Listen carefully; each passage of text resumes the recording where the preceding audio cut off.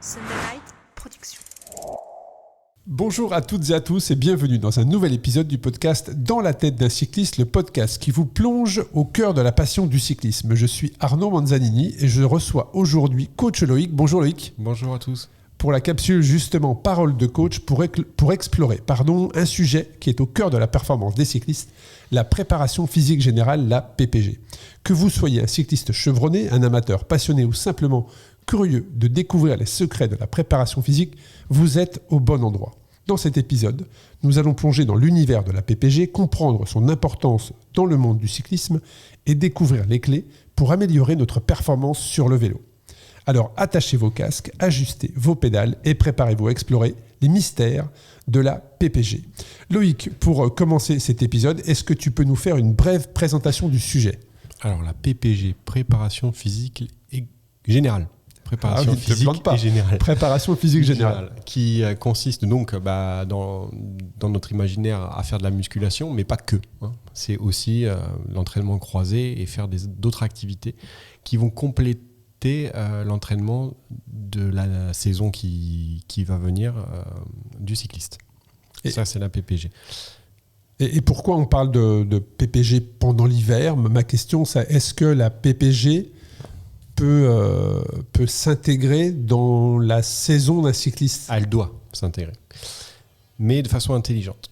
Il faut savoir que malheureusement, souvent, on commence trop tard à la PPG et les effets bénéfiques ne restent que 2 mois si vous ne faites pas de rappel. Donc, si tu commences assez tôt, tu peux avoir des vrais gains, notamment au niveau musculaire, mais aussi au niveau musculo-squelettique, enfin sur les tendons et les tissus musculaires. Des gains importants qui vont, parce que tu vas faire ça sur une durée plus longue, qui vont pouvoir se perdurer seulement si tu fais des rappels de temps en temps. Si tu fais 1 mois et demi de muscu, je fais simple, 1 mois et demi de muscu et que t'en fais rien après, en fait ça n'aura rien servi à rien, à part perdre, sur le moment... Avoir de belles courbatures. Ouais, d'avoir des courbatures, mais si tu veux, les adaptations qui auront eu lieu ne vont pas perdurer, et du coup ça va revenir à zéro au bout de 2 mois. Alors c'est vrai que la PPG, j'avais pris quelques notes avant d'enregistrer cet épisode, qu'est-ce que ça permet ? Ça permet d'avoir un meilleur renforcement musculaire, de prévenir des blessures, d'améliorer sa souplesse et sa mobilité, d'avoir une saison hivernale. On l'a expliqué dans un autre épisode, mais que c'était en hiver en tout cas que la fameuse expression c'est l'hiver que ça se gagne, mais en tout cas ça permet justement de positionner le degré, le niveau de l'athlète pour qu'il n'entretienne que ça ne soit que de l'entretien pour le reste de la saison. Ça améliore la performance globale, ça diversifie l'entraînement. C'est vrai qu'aussi, on parle de l'hiver là dans cet épisode, mais pas que, tu l'as dit, mais c'est vrai que ça permet aussi aux cyclistes de faire autre chose que de faire des bornes. Est-ce qu'il y a des erreurs ? J'allais dire, est-ce qu'on peut trop en faire avec de la PPG ?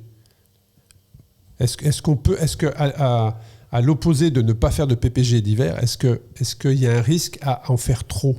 Alors l'hiver, si on en fait trop, c'est qu'il y a un problème dans son organisation. Par contre, oui, alors c'est ce que je dis souvent parce qu'on me pose la question. Quand on a un emploi du temps serré, tu vois, qu'on a un objectif important, par exemple, on prend quelqu'un qui veut préparer l'étape du Tour, quelque chose de très simple, et qui a que 4 à 5 heures d'entraînement par semaine à disposition. S'il prend dans ces 4 à 5 heures 1 heure de PPG, bah oui, là je vais lui dire c'est une bêtise.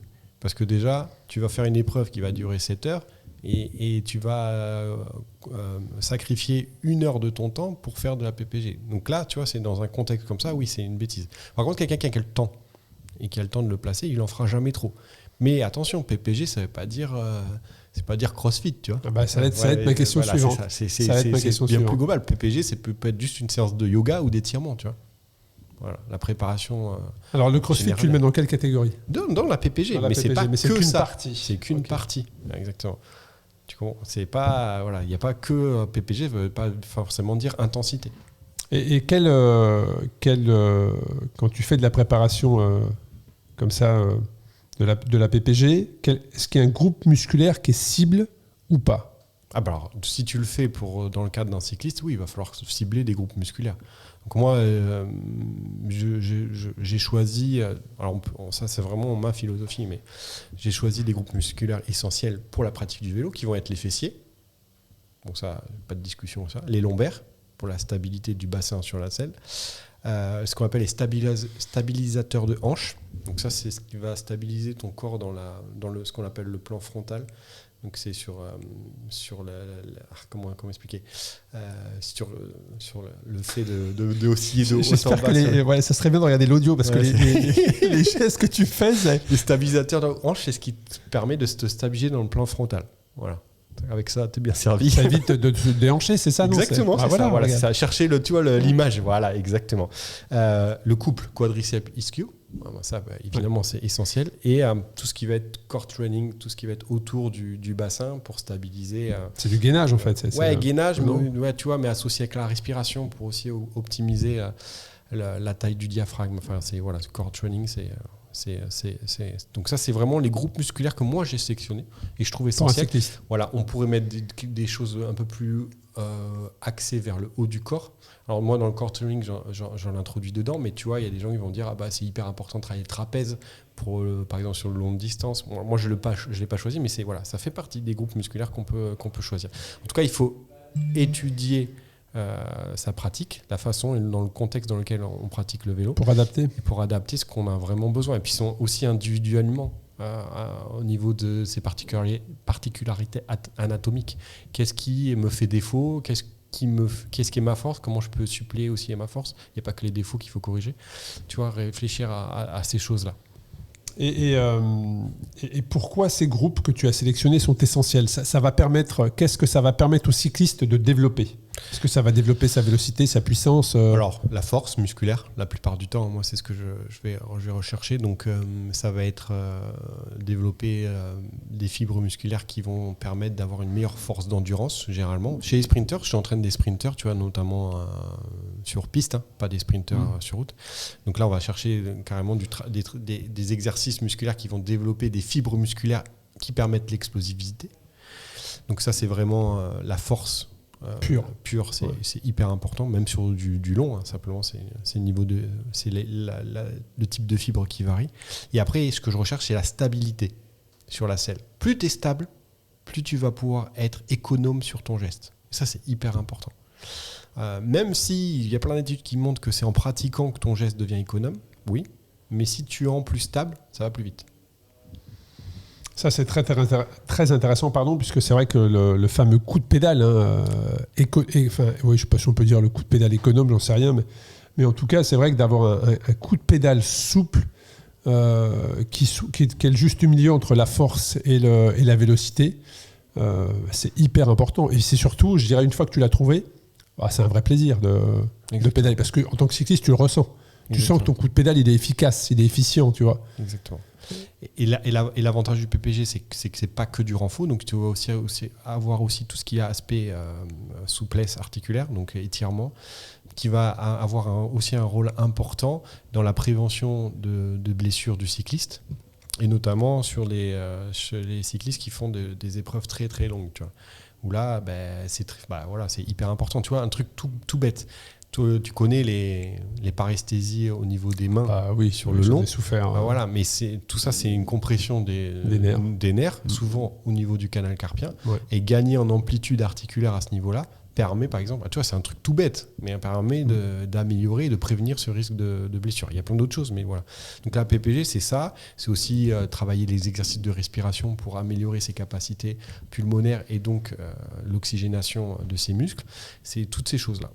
Mais en tout cas, c'est vrai que pourquoi ces groupes sont-ils essentiels, tu l'as dit, ça permet d'optimiser la puissance et le rendement, la stabilité et l'équilibre, la souplesse et la mobilité, la prévention des blessures, c'est aussi mieux contrôler sa puissance, que ce soit dans les sprints mais aussi dans les ascensions, l'endurance et la récupération qui vont parfois aussi de pair. Donc c'est vrai qu'en conclusion, cibler les groupes musculaires clés est essentiel pour les cyclistes car cela améliore leur puissance, leur endurance, leur stabilité, leur prévention de blessures, et qu'une approche équilibrée de la musculation via la PPG en mettant l'accent sur le muscle des jambes, du corps, du gainage, du haut du corps est essentiel pour une performance cycliste optimale et donc une saison meilleure que la précédente, parce qu'une fois que tu commences à faire de la PPG et qu'avant tu n'en faisais pas, tu vois très clairement la différence. Oui, ça c'est clair. Tu le ressens, mais dès les premiers coups de pédale, j'allais dire quand tu ressors en extérieur, si tu as passé ton hiver, soit sur ton home trainer en intérieur ou en salle, c'est vrai que dès que tu ressors, tu sens tout de suite le gain. Mais pour ça, est-ce que tu as des exercices ou des routines à nous suggérer ? Alors, j'en ai sélectionné plusieurs. Donc, l'objectif, c'est aussi de vous donner des petits tips que vous pouvez pratiquer chez vous. Donc, pour les fessiers, prenez un stylo, vous pouvez noter. Pour les fessiers, j'ai pris 3 exercices. Le premier, c'est le pont fessier. Vous tapez pont fessier sur YouTube, vous aurez plein d'exercices dont l'objectif, ça va être de vraiment mobiliser d'abord le bassin en antéversion et rétroversion. Donc, ça travaille de mobilisation du bassin et en même temps de stabilisation de toute la chaîne postérieure, notamment des fessiers. Le step up, donc le step up qui consiste à monter une marche avec un geste explosif qui va permettre, pareil, de mieux travailler, de développer les fibres rapides des muscles fessiers, qui va donc être utile sur tout ce qui va être démarrage et sprint. Et le deadlift, qui est un geste polyarticulaire qui va permettre, lui, de travailler toute la chaîne postérieure, et notamment les fessiers, mais toute la chaîne postérieure. Et pourquoi je dis polyarticulaire ? Parce que c'est un geste qui va mobiliser plusieurs articulations. Et ça, c'est essentiel dans la pratique du renforcement musculaire, de faire ce type d'exercice. Donc là, on est PPG musculation. Pour les lombaires, je peux sélectionner j'ai sélectionné deux exercices. Le premier, c'est le bird dog, que tu as déjà dû faire, parce que je te l'ai déjà mis, qui consiste à travailler à 4 pattes et à mobiliser les muscles profonds du dos et des lombaires. Donc c'est vraiment tous les muscles du rachis qui sont sollicités. Et le Superman, qui est un exercice que je fais rarement exécuter, parce qu'il peut être dangereux chez certaines personnes, mais qui a une efficacité pas forcément musculaire, mais dans la mobilité, tu vois, parce que on est souvent en syphose, donc on est souvent courbé vers l'avant et en vélo, et le fait d'aller vers l'inverse, ça permet à l'inverse de mobiliser les articulations différentes, de façon différente, et notamment au niveau des muscles qui sont rétractés, qui là vont pouvoir s'allonger. Donc c'est un bon complément. Et ça, c'est quelque chose que tu peux faire toute l'année. Tu vois, c'est pas forcément. Après, il y a les stabilisateurs de hanches. Donc j'ai plusieurs exercices. Celui que je préfère, c'est le Monster Walk, qui consiste comme le dit, à marcher un peu bizarrement avec des élastiques. Et là, il va travailler ce qu'on appelle le moyen fessier et les obliques. Et ça, c'est hyper important pour être stable. Par exemple sur le travail de vélocité. Souvent, quand tu fais un travail de vélocité, tu vas avoir une adaptation de ta fréquence cardiaque et à un moment donné, quand c'est répété longtemps, tu vois, chez certaines personnes, d'un coup, ça augmente la fréquence cardiaque alors que tu gardes la même intensité et le même niveau de cadence. Mais ça, c'est souvent une dégradation du geste en fait, due à un manque de stabilité. Et ça permet de travailler ça. Intéressant. Pour les quads, moi les quads ischios, ce que je préfère faire, c'est les squats et les fentes. Le squat, c'est un geste polyarticulaire, donc comme le deadlift, ça permet de mobiliser un ensemble de compétences au niveau de l'organisme, que ce soit de la force ou de la souplesse, la mobilité articulaire. Le squat, moi, je le conseille toute l'année. Alors, tu n'es pas obligé de le faire avec du poids, tu peux le faire aussi sans charge. Y amener aussi des composants d'explosivité si tu cherches, par exemple, à améliorer ton sprint ou ton démarrage en côte, tu vois. Donc ça, c'est hyper important.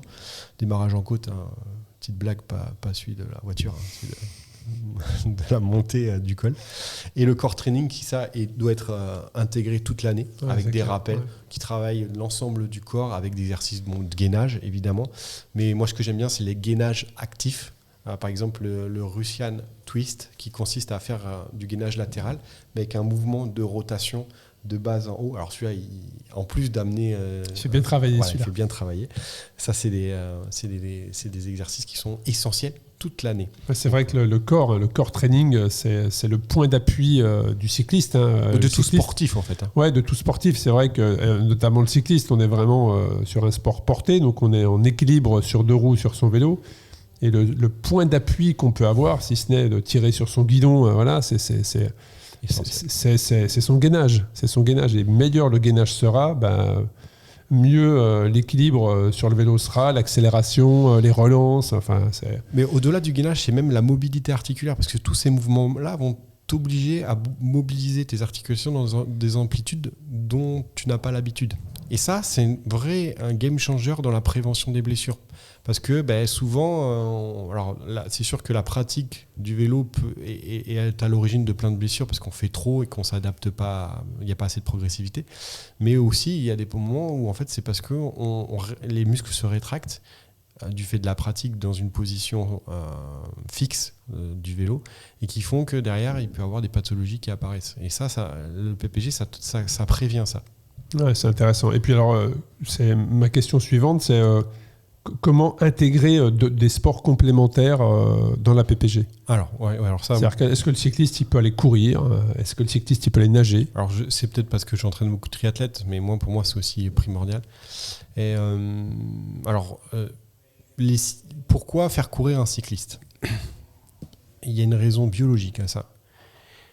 C'est la déminéralisation osseuse du fait que le cyclisme ne provoque pas de stress mécanique au niveau des os.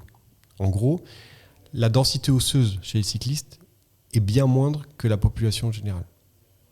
Alors, je ne parle même pas de sportifs. Pourquoi ? Parce qu'en fait, notre sport, il n'est pas porté. Et donc, du coup, il n'y a pas assez de choc sur l'os. Et l'os ne s'adapte plus à la contrainte et perd en densité osseuse. Et donc, devient plus fragile. Donc, tu veux dire, on a un sport porté ? Oui, tu as un sport porté. Porté. Alors que la course à pied est un sport. Exactement. Non porté. Donc il y a du choc. Non, c'est l'inverse. Le vélo est un sport non porté. Et oui, c'est ça. Ouais. Il y a des chocs, excuse-moi, je suis fatigué. Il y a des chocs et donc là, le corps s'adapte et l'os devient plus résistant. C'est logique. Tu vois. Donc en fait, le vélo, c'est bien au niveau cardio-respiratoire, au niveau prévention et bonne santé, mais par contre au niveau osseux c'est pas le top. Et plus on vieillit, plus le phénomène est exagéré. Donc moi ce que je conseille, c'est toujours de pratiquer la course à pied, surtout quand on peut et qu'on n'a pas de contre-indication l'hiver, et de le faire de temps en temps, ça fait pas de mal. Ou alors de faire de la marche, tu vois. Ça peut être de la marche, de la randonnée, ça c'est très bien aussi. En tout cas, de se servir de son corps aussi pour provoquer des chocs. Et la course à pied, c'est la raison principale pour laquelle je la fais pratiquer. Après, la natation. La natation, moi je pense que ça devrait être obligatoire chez tous les athlètes, et notamment pour un effet, c'est l'effet automassage que peut avoir l'eau sur le muscle. Aujourd'hui, alors les triathlètes le savent, tu vois, mais un cycliste le sait pas. Mais juste d'aller faire 20 minutes de natation où tu vas faire 3 mouvements de bras, tu as un effet automassage qui va avoir un effet positif sur ta récupération musculaire. Et après, la deuxième raison pour laquelle je fais la natation, c'est pour l'hypoxie. Si tu veux faire des exercices d'hypoxie à un cycliste, il va augmenter ses capacités à utiliser l'oxygène et forcément, il sera plus efficace. Plus efficace, ouais. Ça, c'est vraiment les deux sports. Après, le reste, le crossfit, ça peut être aussi intéressant. Ouais. Alors, dans la saison, c'est plus compliqué parce que c'est au niveau énergétique. Ça ce que j'allais dire, ça demande beaucoup d'énergie. Tu as beaucoup de pertes. Tu transpires énormément, donc après, il faut compenser. Enfin, c'est très intense, le crossfit. Exactement. Mais pour quelqu'un qui n'a pas le temps et qui n'a qu'une demi-heure. Mais c'est efficace. Exactement. Ah ouais, parce qu'en termes cardiovasculaire, tu te fais un bon Tabata. Avec un kettlebell ou même sans poids, et parce que tu n'as que 10 minutes dans la journée, tu vas mettre en place des processeurs hermétiques qui vont te permettre d'être... Et en plus, ça va être utile pour le vélo. C'est hyper efficace. Et tu n'as pas besoin d'en faire une heure, en fait. Tu vois. Tu peux. Ça m'est arrivé de doubler des séances, mais par contre, quand vraiment tu veux progresser... Et travailler ta PPG, moi je sais que j'avais fait 1 an et demi ou 2 ans de CrossFit, j'avais gagné en puissance, je crois que l'hiver j'avais mesuré, j'avais gagné 80 watts je crois l'hiver. Sur ma puissance. Sur le sprint. Ouais, sur ma puissance. Sur le sprint, ouais. pas sur... Non, sur ma puissance, ouais. Oui, tout à fait. Ouais. Et j'avais vraiment... Puis en plus, t'es fit, tu fais attention à ce que tu manges, parce que c'est presque un lifestyle, je dirais. Ouais, tu fais attention à ce que tu manges. Tu bois correctement, tu es fatigué donc tu dors bien. C'est vraiment un cercle. Moi, pour les gens qui peuvent, j'encourage en tout cas à les tester. Et on parle justement de dépenses énergétiques. Ça m'amène à nouveau sur l'alimentation parce que on parle d'introduire la course à pied, d'introduire la natation, de faire des exercices musculaires. Donc ça veut dire que le corps doit réparer aussi les muscles, donc des besoins de calories. Donc quels conseils tu peux donner sur la nutrition ? Est-ce qu'il y a une nutrition qui est adaptée à la PPG ? Oui, alors évidemment, forcément, vous allez avoir une nécessité d'apport de protéines plus importante du fait de la pratique de renforcement musculaire. Bon, la PPG, c'est pas que le renforcement musculaire, ça peut être le yoga aussi. Tu vois, j'ai beaucoup de personnes qui font du yoga aujourd'hui. C'est très complémentaire pour plein de raisons, et notamment pour l'aspect récupération. Donc au niveau alimentaire, oui, il va falloir avoir un apport protéique plus important.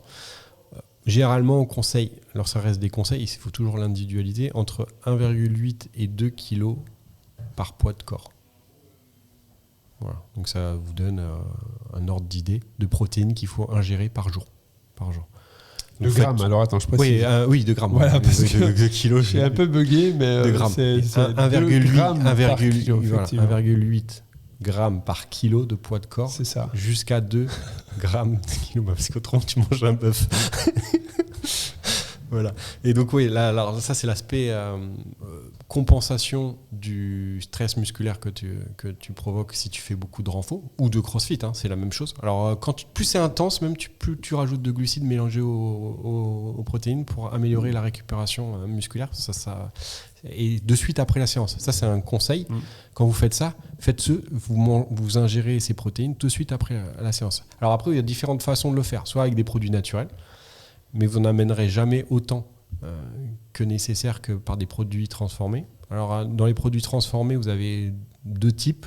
Les protéines qui sont issues du lait, et notamment la whey, qui scientifiquement montrent plus d'effets, mais aussi provoquent d'autres conséquences au niveau intestinal. Autre sujet sur les poudres. Voilà. Et le deuxième, c'est un vrai débat. Et le deuxième, c'est les protéines végétales. Et notamment, la plus efficace, c'est la protéine de chanvre. Donc après, ceux qui veulent tester, c'est les deux qui ont le plus d'efficacité, c'est ça, sachant que scientifiquement, la protéine de lait est la plus efficace, mais aussi qui crée le plus d'intolérance. Ouais, c'est ce que j'allais dire. Après, tu peux avoir des allergies, des intolérances. Moi, perso, j'utilise aucun produit de ces produits-là, sauf vraiment dans des cycles d'entraînement très importants, où là, je vais prendre des protéines végétales. Mais autrement, c'est mon alimentation qui apporte les protéines. Et les protéines, vous ne les trouvez pas que dans les produits animaux. Vous les trouvez aussi, surtout dans les végétaux et dans les légumineuses. Exactement. Est-ce que tu sais qu'il faudrait manger, selon les recommandations de santé et les besoins énergétiques, au moins 5 fois par semaine des légumineuses ? Non, je ne savais pas. Qui fait ça ici ? Pas grand monde. Et pourquoi ? Parce que ça apporte évidemment des micronutriments, mais aussi des protéines. Et quand on fait du sport, c'est plus qu'indispensable. Oui, clairement. Est-ce qu'il y a des erreurs à éviter ? Est-ce qu'il y a des erreurs courantes que tu peux voir pour être sportif à éviter concernant l'alimentation justement et la nutrition sur l'alimentation. Alors déjà sur la PPG, c'est de s'y mettre en janvier alors que la saison commence en février. Donc ça c'est pas une super idée. Il faut commencer le plus tôt possible.